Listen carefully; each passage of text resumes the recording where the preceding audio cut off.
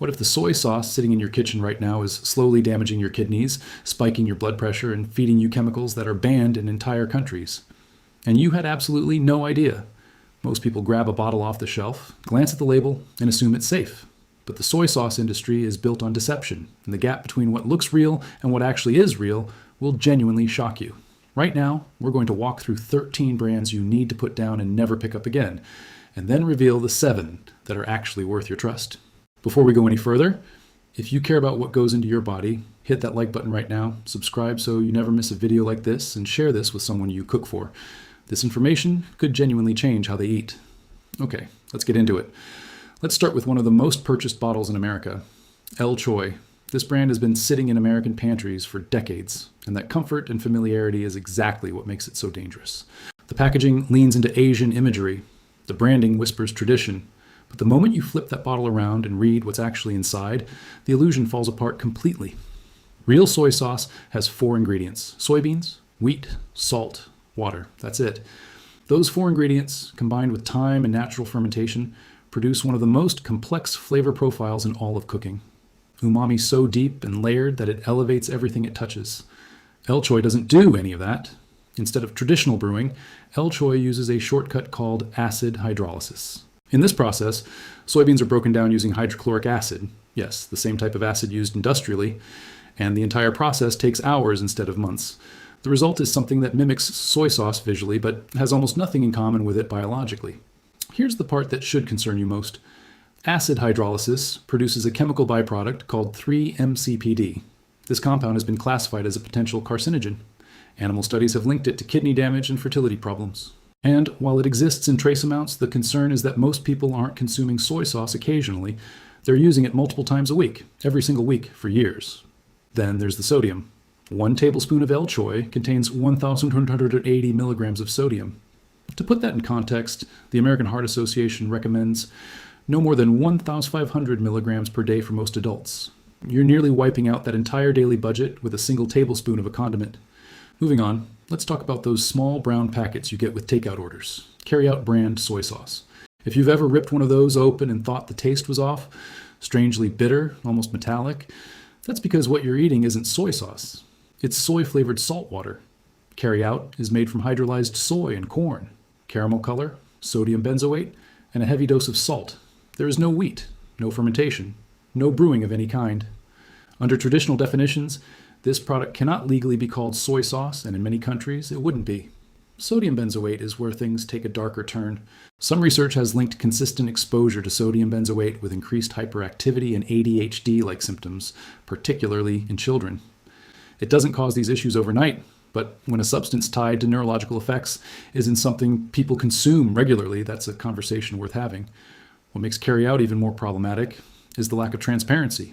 Those individual packets don't include nutritional information. You have no idea how much sodium is in each one. You have no idea what the exact quantities of each additive are. You're consuming something completely in the dark. And the taste tells the whole story. Bitter, flat, with a strange coating that lingers on your tongue. Now let's head north to a product that benefits from the assumption that anything made in Canada must meet higher standards. China Lily. The appeal is obvious. It's imported. It feels premium by association. But when you read the ingredient list, you realize you've been sold an illusion. Hydrolyzed plant protein, water, sugar, salt, caramel, starch, spices, sodium benzoate. No wheat, no traditional brewing process, no living enzymes. The sugar in China. Lily is particularly telling. Real soy sauce doesn't need added sugar. It develops natural sweetness through the fermentation process over months. When you see 3 grams of sugar per tablespoon in a product like this, it's because the manufacturer needs to cover up the harsh, bitter aftertaste that comes from cooking proteins in hydrochloric acid. The caramel does the same job. It gives the liquid a dark color that mimics fermentation. The spices complete the disguise. What you end up with is a bottle engineered to look and taste like something it fundamentally isn't. And behind the facade, you have the same 3-MCPD risk, the same cardiovascular concern, and the same kidney-damaging potential that we talked about with L Choy. The flavor itself gives it away once you know what to look for. It's flat. There's no complexity, no depth. It hits you in the front of the tongue and disappears, leaving behind a bitter, stale finish that no amount of caramel or spice can fully hide. Next is a product that never claimed to be soy sauce. but has quietly positioned itself as a worthy substitute anyway. Maggi Seasoning. Maggi is an umami enhancer, and it does contain wheat, so on the surface it seems similar. But that's where the comparison ends. Traditional soy sauce has 4 ingredients. Maggi has 13, and several of those 13 carry serious health implications if consumed in the quantities people typically use soy sauce. Dextrose, a simple sugar, raises blood sugar rapidly. Regular consumption in meaningful amounts has been linked to insulin resistance. This puts you on the path toward type 2 diabetes, nerve damage, and cardiovascular disease over time. Potassium iodate is another ingredient that raises eyebrows.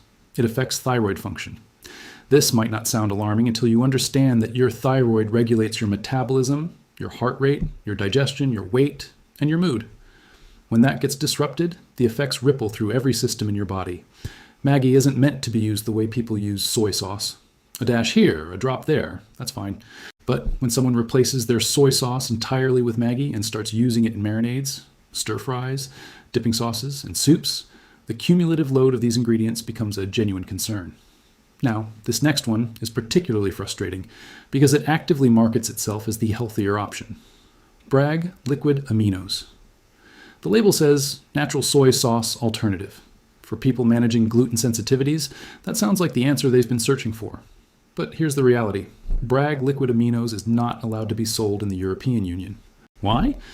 Because it uses hydrolyzed vegetable protein, which produces that same 3 MCPD contaminant we've already discussed.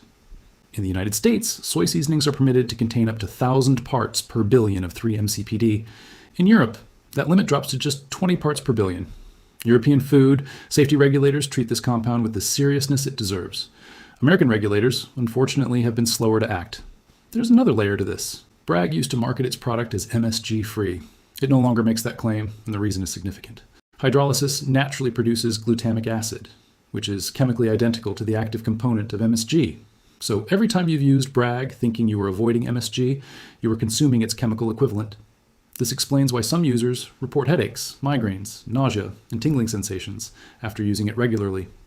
Legitimately brewed soy sauce contains neither 3 MCPD nor free glutamic acid. The fermentation process that real soy sauce goes through doesn't create these byproducts, which is precisely why the shortcut brands consistently fall short, not just in flavor, but in safety. Let's shift to Silver Swan, a brand that has been making soy sauce in the Philippines since the 1940s and is genuinely one of the more convincing imitations on this list. If you're not reading labels carefully, you might not even notice the difference. But the differences are there, and they matter. Silver Swan uses soybean extract instead of whole fermented soybeans. It uses iodized salt instead of regular salt, and the fermentation that gives real soy sauce its depth and complexity. It doesn't happen here in any meaningful way. Without fermentation, you lose the umami richness that makes soy sauce irreplaceable in cooking. The flavor becomes thin, sharp, and astringent. That sandpapery sensation you feel when you use it as a dipping sauce is not your imagination. The sodium situation is also worth noting. Silver Swan packs 1,020 milligrams per tablespoon, which pushes it firmly into the high-risk zone for anyone managing blood pressure. And while the brand doesn't explicitly disclose its processing method, the secrecy itself is a warning sign. When a company isn't transparent about how its product is made, there's usually a reason. Now we move into a different category. Brands that are technically brewed, but still manage to disappoint. Great value from Walmart. Here's something surprising. At under $2 for 15 ounces, Great Value soy sauce is actually traditionally brewed. Real soybeans, real fermentation, no acid hydrolysis. On paper, that should make it a solid budget option. The problem is what they compromise on to hit that price point. Traditional soy sauce is expensive to produce because it takes time. 6 months at minimum for basic fermented soy sauce. Premium options stretch to 3, 4, even 5 years. To keep costs down, Great Value uses defatted soybean meal rather than whole soybeans, and the fermentation period is cut short. The resulting product ferments quickly, producing something that looks right and smells right, but lacks the layered depth of properly brewed soy sauce. As a dipping sauce, the astringency becomes very obvious. There's a sharpness and bitterness at the finish that quality fermentation removes naturally. For a stir-fry, where soy sauce is one of many flavors, it works well enough. But the moment it needs to stand alone, as a dip, a finishing sauce, or the central flavor of a dish, it falls flat and turns bitter, something this community deserves to know. And this is the kind of content that takes real research to put together. So if you're finding this valuable, pause for a second. Drop a comment below with the soy sauce brand you've been using. Subscribe if you haven't already. and tag a friend who cooks, because what they don't know could genuinely be affecting their health every single day. Let's keep going. Target's Market Pantry soy sauce sits in a similar space to great value. Another naturally brewed product sold at a budget price point with familiar trade-offs. In a side-by-side blind taste test, most people wouldn't distinguish this from mid-tier soy sauce. The problem surfaces over time, and specifically in your blood pressure readings. Every tablespoon carries 1,500 milligrams of sodium. That's the entire recommended daily limit in a single condiment serving. The saltiness is the first thing that hits you before any umami flavor arrives. And if you try to reduce how much you use to manage the sodium, you're essentially defeating the purpose of using it at all. The umami depth is also thinner than it should be. There's no complexity to it, no warmth, no finish. It covers a dish rather than enhancing it, and sodium benzoate as a preservative is still present, which is a flag given what we already discussed. For under $2, it does what it claims to do. But what it claims to do and what great soy sauce actually does are two very different things. Now, let's talk about Knorr liquid seasoning. Like Maggi, Knorr is frequently used as a soy sauce stand-in, especially in Southeast Asian kitchens where it's been a pantry staple for generations. And on its own, it can produce a convincing umami hit. But when you look at what's delivering that flavor, the picture becomes troubling. Knorr uses hydrolyzed soy and corn proteins, which we already know produces 3 MCPD. But then, despite that process already generating glutamic acid naturally, MSG is also listed as a separate ingredient. You're getting a double dose of a compound tied to headaches, flushing, heart palpitations, and nausea in sensitive individuals. On top of that, the formula includes sugar, glucose syrup, and caramel color. Some types of caramel color, specifically those produced with certain processing methods, have been linked to carcinogenic compounds. Sodium inosinate and sodium guanylate are added as additional flavor enhancers. There is no fermentation happening here whatsoever. While what you're tasting is a sophisticated chemical combination designed to hit the same receptors that real soy sauce activates, but without any of the biological processes that make real soy sauce safe and beneficial. This is not a condiment, it's a flavor engineering project, and it should be treated as an occasional ingredient, not a daily staple. Kroger's in-house soy sauce line manages to be one of the worst offenders on this entire list, which is a real achievement given the competition. Kroger actually sells 2 versions, one brewed, one synthetic, and neither one is worth your kitchen space. The synthetic, hydrolyzed version is where things become genuinely extreme. 1 tablespoon contains 140 milligrams of sodium. That is 89% of the daily recommended sodium intake for heart health, in a single tablespoon of condiment. The moment you taste it, the salt doesn't just arrive, it attacks. It overwhelms everything else in your mouth and lingers. Use it in a marinade or a sauce and it doesn't add flavor. It erases everything else and replaces it with salt. There is no balance, no complexity. No reason to choose this over literally anything else on the market. And layered on top of the sodium problem, you still have the risks of hydrolyzed soy protein, caramel color, and dextrose that we've already broken down in detail. Datu Puti brings creativity to the table, and that's genuinely a nice quality. There are versions infused with garlic, with chili, with onion, with calamansi. The brand is trying to do something different. And for specific Filipino dishes, those variations do have a place. But as a general-purpose soy sauce, Datu Puti struggles. The combination of MSG, hydrolyzed soy protein, and dual flavor enhancers produces something salty and astringent that doesn't blend well outside of its intended culinary context. The basic version uses sodium benzoate as a preservative, which we've already covered. But some of the flavored varieties add yellow 5, yellow 6, and red 40. Petroleum-derived synthetic food colorings that have been linked to behavioral issues in children. These are either banned or require warning labels in several countries. If you're cooking Filipino cuisine with someone who grew up using it, there's context and cultural meaning there that's worth respecting. But for everyday use, the ingredient profile doesn't justify the risk. Kimlan from Taiwan is perhaps the most conflicted brand on this list. On one hand, it honors traditional Asian fermentation methods. The savory base of this soy sauce is genuinely good. The initial taste impresses, but then something strange happens. A sharp, sour, acidic note arrives that most people find off-putting. That sourness comes from malic acid, which is not a traditional soy sauce ingredient. Malic acid delivers a strong, lingering tartness that doesn't resolve on its own. To counteract it, Kimlan adds licorice extract, which is 50 times sweeter than sugar. Licorice extract contains glycyrrhizin, a compound that, in regular consumption, has been shown to raise blood pressure and lower potassium levels. Low potassium combined with elevated blood pressure is a dangerous pairing for cardiovascular health. Kimlan also lists seasoning agents without specifying what they are. That vagueness is a red flag.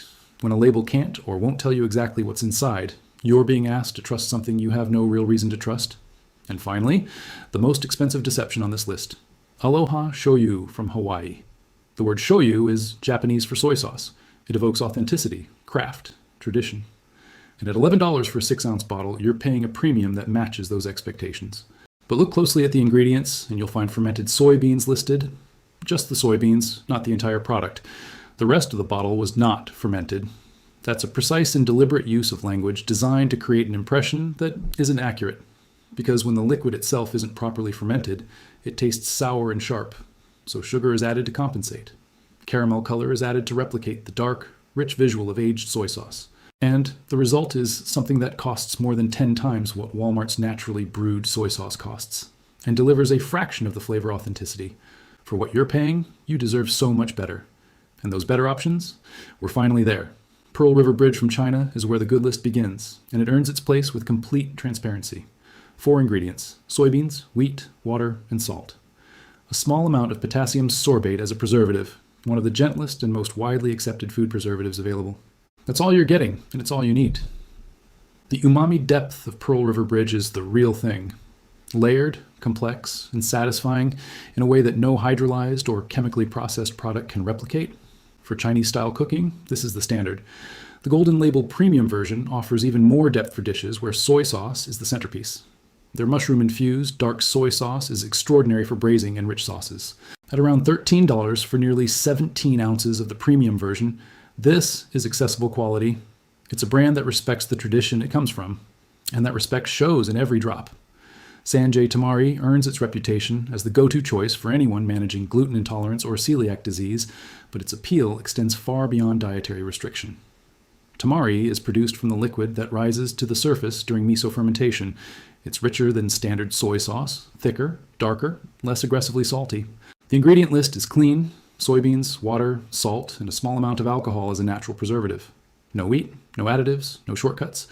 And because the soybean concentration is higher than in wheat-blended soy sauce, Tamari naturally contains more isoflavones and phenolic compounds.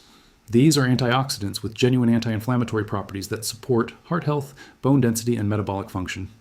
Research has even suggested that some of these compounds may have protective effects against certain cancers. So when you choose Sanjay Tamari, you're not just avoiding the bad, you're actively choosing something with measurable nutritional benefit.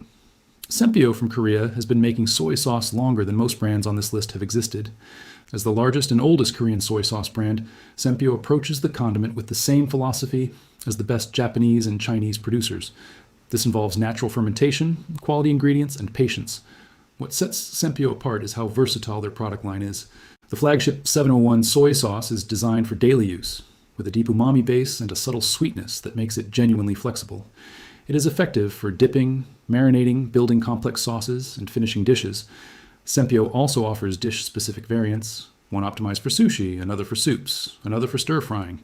There's even a soy-free option that achieves umami through completely different means, which is genuinely impressive from an engineering standpoint. A 29-ounce bottle of the standard 701 costs around $14. For that price, you're getting a brand with centuries of tradition behind it and a product that adapts to whatever you're cooking. Takasago Kishibori Shoyu is for those who want the absolute pinnacle of what soy sauce can be. This comes from the Shotoshima region of Japan, a place that has been producing soy sauce using the same methods for over 400 years. The recipe hasn't changed. Whole soybeans, wheat, and sun-dried salt, brewed in cedar barrels for a minimum of 12 months. No artificial preservatives of any kind, not even the mild ones. Just time, craft, and the unique koji mold cultures that live in those specific barrels. Because koji cultures are strain-specific to each brewery, the flavor profile of Kishibori Shoyu is genuinely irreproducible. And no other brand can make something that tastes exactly like this, because the biological ecosystem that creates it belongs exclusively to this place. At roughly $1 per ounce, it's not cheap, but it's worth every cent, both as a culinary ingredient and as a gift for someone who takes food seriously. Before the final two, take a second and think about how many times you've poured soy sauce without reading the label, how many meals you've seasoned with something you assumed was safe. Share this video right now, not with a caption, not with a disclaimer, just a direct share to someone who cooks in your life. That single share might genuinely improve their health. This kind of awareness spreads one kitchen at a time. 365 by Whole Foods. Market rounds out the list as the only grocery store private label worth buying. At under $6 for 20 ounces, it's the most expensive store-brand soy sauce you'll find, but unlike the budget alternatives, this one earns the price. Naturally brewed from soybeans, wheat, salt, water, and a small amount of alcohol. No artificial preservatives, no additives. The sodium level sits at 970 milligrams per tablespoon. Still meaningful, but lower than most of its grocery store competitors. The reduced sodium shoyu version brings that down further to 650 milligrams, which makes it one of the most approachable options for sodium-conscious cooks. The umami depth isn't as pronounced as the premium Japanese or Korean brands, but that's actually a feature for some cooks.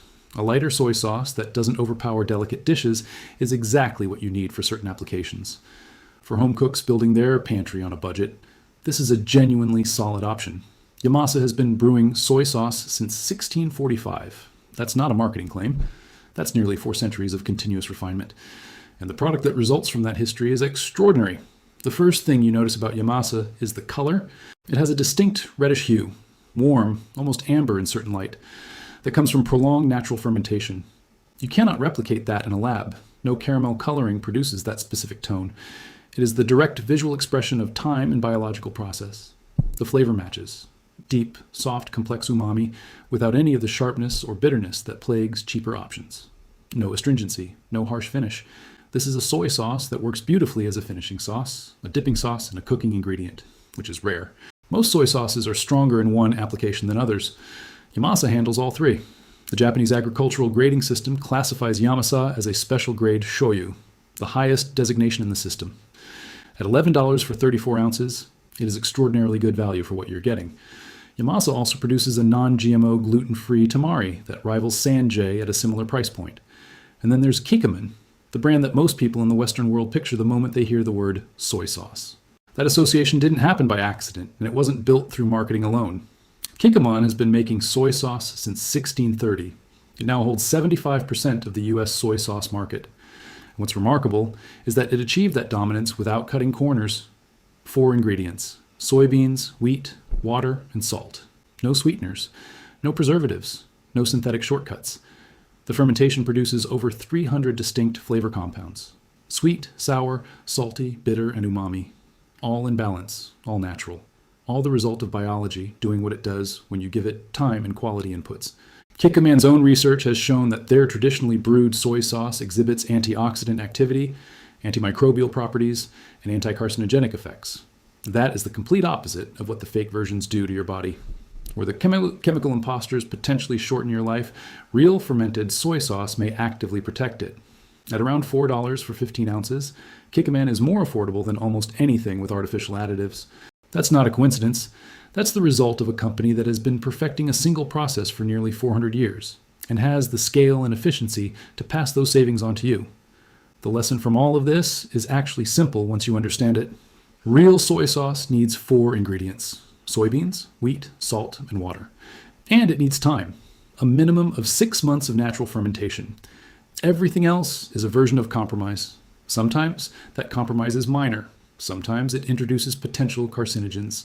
Sometimes it floods your body with sodium at levels that put your heart at risk. Sometimes it uses synthetic colorings tied to developmental problems in children. The difference between the worst bottle on this list and the best one is not just taste. It's safety. It's transparency. It's whether the company making your condiment respects you enough to tell you exactly what's inside it. The brands that are worth your trust make that simple. The ones that aren't worth your trust make it complicated. They hide behind marketing language. They use words like natural and authentic, while the ingredient list tells a completely different story. Now you know how to read that story. You know what 3-MCPD is and why it matters. You know what acid hydrolysis does and why it's a shortcut with consequences. You know that sodium benzoate, artificial colorings, and undisclosed seasoning agents are all signs of a product that doesn't earn your confidence. The next time you're standing in that grocery aisle, you won't just see bottles of dark liquid.